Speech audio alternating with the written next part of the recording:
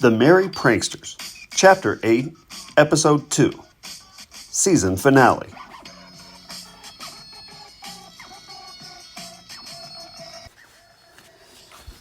That's not a light at the end of that tunnel, you fiend. That's a freight train. Another, more mischievous side, however, is steel manning the counter-argument, asking if that glowing light will take us far from this lonesome place. I could lie and tell myself I have no agency here, that shouting stop would be futile. I could just sit back with my bottle of goose and allow the caddy's plush leather seats to swallow me into a void of blissful ignorance. I could convince myself that there is no need to second-guess any one of the series of decisions that led me here, and watch in luxurious comfort as Morty drives my Cadillac right on through to the other side. Thick smoke and debris start gagging the lack, but the old girl is a warrior. I'm able to hear the locking of the brakes, smell the rubber burning off the Yokohama tires, but through the choking chaos, I can't see a thing. Though a sense of panic could be understandably present right now, I can't honestly say that I'm able to feel anything either. With no time to brace for the impact, I cover the mouth of the bottle with my thumb and hug it tightly in my arms.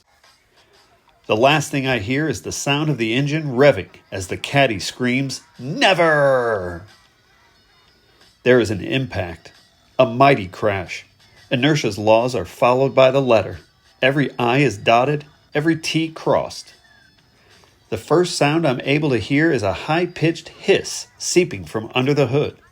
As the other senses soon start to come around, the smell of gasoline mixed with a whiff of menthol hits me like a meteorite to the windshield. Blinking my eyes open, the first thing to come into focus is the Cadillac's shattered hood ornament, staring me right in the eye.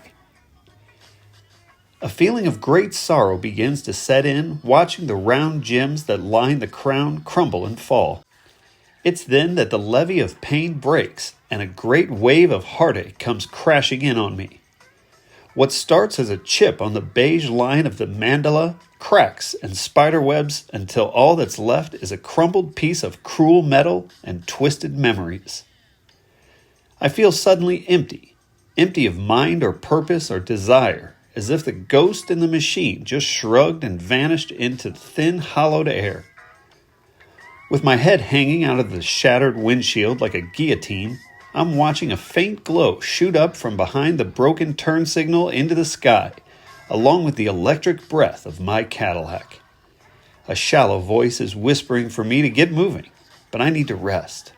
To rest, I'm thinking, and have just one of these questions answered. The caddy was the only thing I ever had or wanted. It was the only thing that was real, that wasn't some pipe dream or an evil hallucination. Now I'm left with an exhausting emptiness and a peculiar silence, as if nothing I ever do will fill this emptiness. Nothing will be destroyed, but sadly, nor will anything be gained. The grumbling only ends after I inhale a sharp breath, and a stabbing shard of glass begins peeling the flesh from my neck. In my delirium, visions of Valerie start to clash with the shattered glass all around my face and throat. Her white ribbon and what mysteries may lie underneath flash in and out of my field of vision. My default instinct is to panic, but that must be resisted, as one wrong move and the jagged windshield will surely tear me to pieces. Sipping for shallow breaths, and with no mobility, I touch the tips of each of my fingers with my thumbs from inside the car, then see if I have the agility to rotate the lion's skull around my finger. I use the silver ring to begin gently tapping my way around the windshield in search of a vulnerability. With the iron-rich aftertaste of blood lingering in the back of my throat, I carefully start to punch away any loose shards of glass with the head of the great lion, careful not to slice open my pulsating jugular vein. My legs begin to burn and tremble from holding this awkward, crouching position, but I must find the strength somewhere.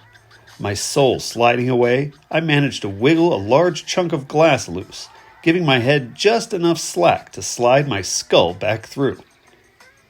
Tilting my neck far to the left, I catch the tip of a sharp edge that slashes open a trench on my face stretching from my forehead down to just below my right eye. Finally free, I fall back into the glass-filled seat. The lap of my blue jeans quickly fills with a puddle of dark, dripping blood. While Mort grapples with the driver's side airbag, I mourn for the CDs shattered in the case and ask myself if anything is real. Staring out in surrender at the face-shaped hole in the windshield, chunks of skin and tangled clumps of bloody hair blow gently in the cold breeze. Gazing through the broken glass like a prism, I look past the battered hood ornament just inches away from the cracked steel pole of the red flashing streetlight. I could have reached out and touched it. We were that close. The airbag finally deflated, Mort leans forward, cupping his face in his hands. Had he looked over at me first, I'm sure he would not have said, "Jesus Christ, that airbag fucking hurt." Scraping the talcum powder from his eyes, he blinks them open and turns until he's looking right at me. Swallowing hard, I notice the muscles of his angled jaw tense for the first time. Whatever he sees is hideous enough to cause him to raise his hands to his face and lightly touch his own cheek with a look that could be mistaken for either confusion or regret. After a substantial pause, he asks me if I can move my neck. I respond with an affirmative nod just as the faint sounds of emergency sirens can be heard in the distance. He explains that he's wanted and shit, with one foot out of the open door. He nods at me reassuringly, as if we were still in this together. Then, just as he's turning to take off, he balks, sits back down and looks me in the eye.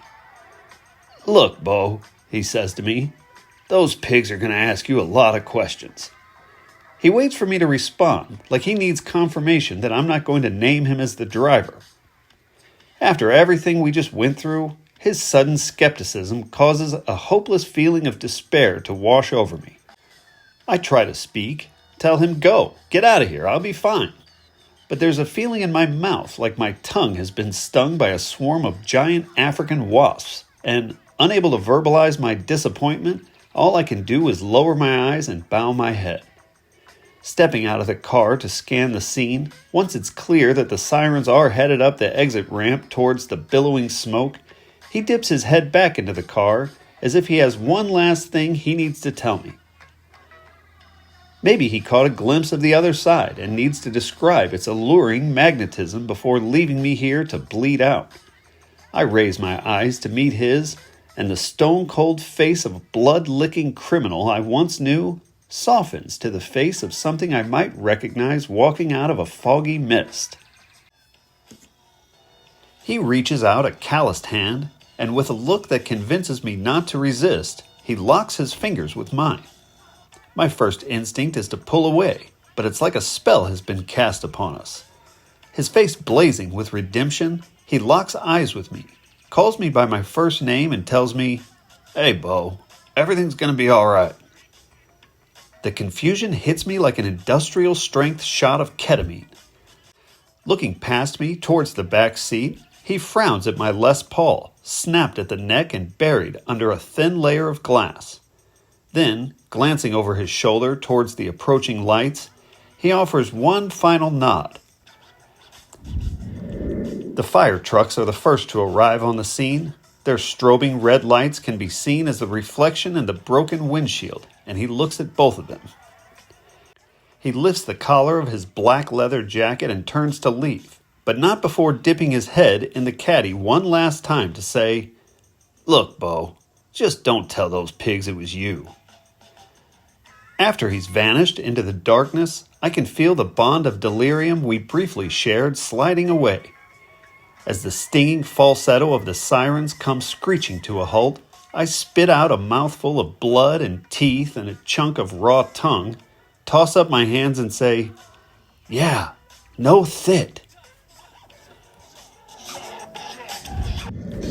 This concludes Season 1. Stay tuned for new episodes coming soon.